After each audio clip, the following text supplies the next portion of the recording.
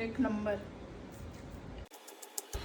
चला तर मित्रांनो, सुरू करूयात आपली रेसिपी वांग्याचं भरीत। त्यासाठी 2-3 कांदे, हिरवी मिरची आणि कोथिंबीर चिरून घेतली बारीक। वांग्यांना छान तेल लावून कट करून घेऊ।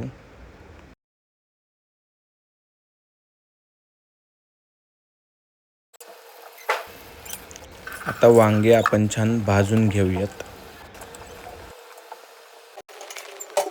वांगे छान भाजून झालेत। आता त्याचं साल काढून आपण त्याला स्मॅश करून घेऊ। कढईमध्ये तेल टाकून जिरी मोहरीची फोडणी देऊन आता आपण वांग्याचं भरीत बनवायला घेऊयात। हे कच्चं कांद्याचं भरीत आहे, त्यामुळे मी अर्धाच चिरलेला कांदा टाकलेला आहे।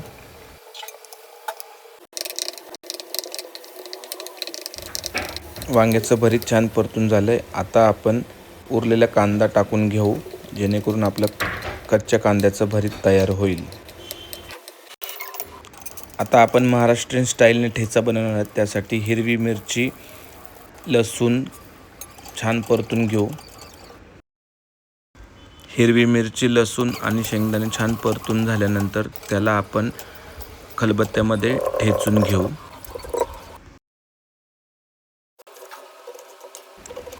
वांग्याचे काप बनवण्यासाठी वांगे छान काप करून घेतलेत। त्याला लाल तिखट मसाला लावून रेडी करतोय।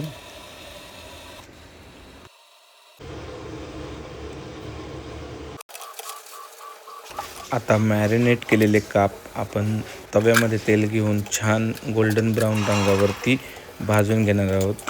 पाहता मित्रांनो, छान काप असे तयार झालेले आहेत, जे खायला खूप स्वादिष्ट लागतात।